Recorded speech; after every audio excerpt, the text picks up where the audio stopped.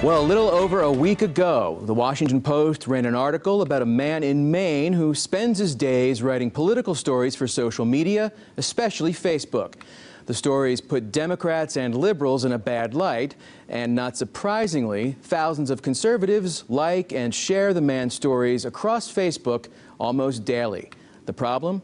The stories are all fake, made up, 100% cold cloth fabrications. And even though the man behind the stories posts disclaimers that his material is not true, the liking and sharing continue. So what is going on with a few of our fellow citizens? Well, to try to get a handle on this puzzle, we turn to noted television news analyst and educator Al Tompkins from the Poynter Institute in St. Petersburg, Florida. Al, our thanks for your time, and it's good to see you tonight.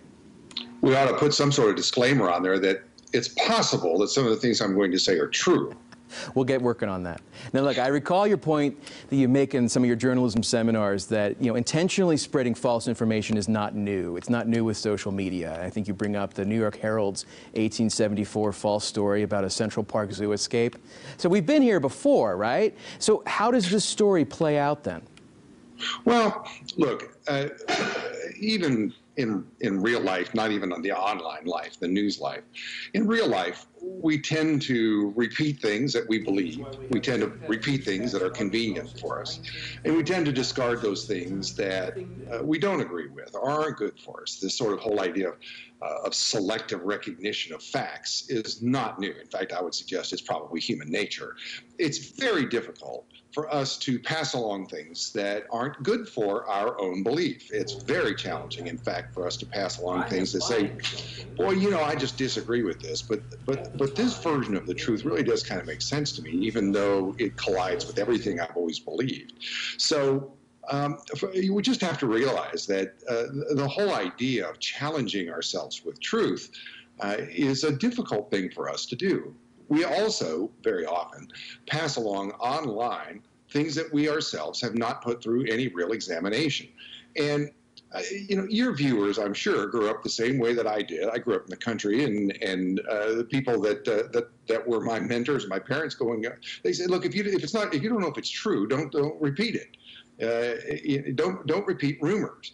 It's even scriptural. Don't rumor with people. And so I would say to you, that's one of the things, is that very often we pass along something that we don't know or have done no reasonable research to find out whether or not it's true. And if we're going to pass it along with our own endorsement to say, look, this is coming from me, it seems to me you have some obligation to have done some sort of research to try to confirm it to be true. But is this just part of the bargain that you get in a country like this? Well, there's no doubt, right? Democracy is a messy business. Because all sorts of information, reliable and unreliable, all travel at the same speed. And truthfully, I don't think any of us would want it any other way. If you want order, if you want one version of the story that we're told is reliable, then democracy is not for you. I rather like the idea of self-determination, but self-determination requires some level of self-responsibility. And so we have to accept the messiness of democracy. We also have to accept that there are all kinds of information. I always say that there's basically four kinds of facts, right? One is what I would just call information, just the straight facts of what you've learned. One is called misinformation. That's when I think that I got the facts right, but I may have gotten something wrong. I may have said 12 when it's really 14, or 22 when it was 37. I didn't mean to get it wrong. But somehow or another, I got it wrong. But the most damaging kind of information is what I would call disinformation. Disinformation is synonymous with lie. What I would say to you about disinformation is that generally disinformation is profitable for the person who passes it along. It's good for me politically. It's good for me monetarily. It's good for me because I wanted to cause chaos. I wanted to cause doubt. So disinformation is information that I meant to get wrong, or I reasonably should have known better. It's a lie. It's intentional. And then there's a fourth kind of information that I think gets a bad rap. We call it propaganda. And an awful lot of propaganda isn't necessarily nefarious. That is, I didn't mean to cause you any harm, but I didn't give you all of the facts. A lot of advertising, particularly political advertising, is what I would call propaganda. The facts that are good for me, I'll pass along. The facts that are bad for me, you'll have to go get on your own.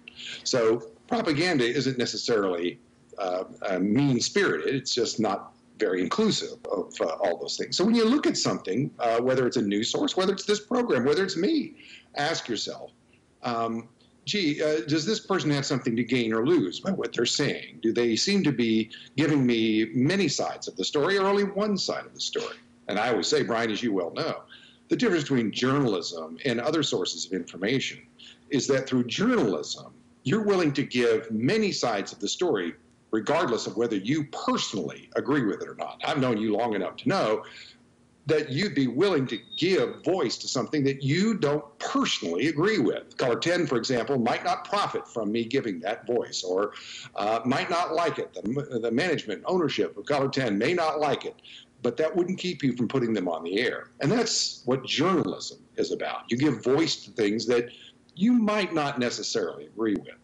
I would say one other thing, though. This last weekend, for example, Sunday, when the story about the global warming study, the national study that came out on Friday, I did notice that a few news programs on Sunday included people who have no scientific background at all.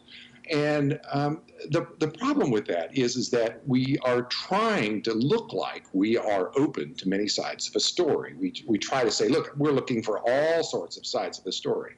But that's false balance. The whole idea of giving voice to people who don't know what they're talking about seems to be not to be journalism.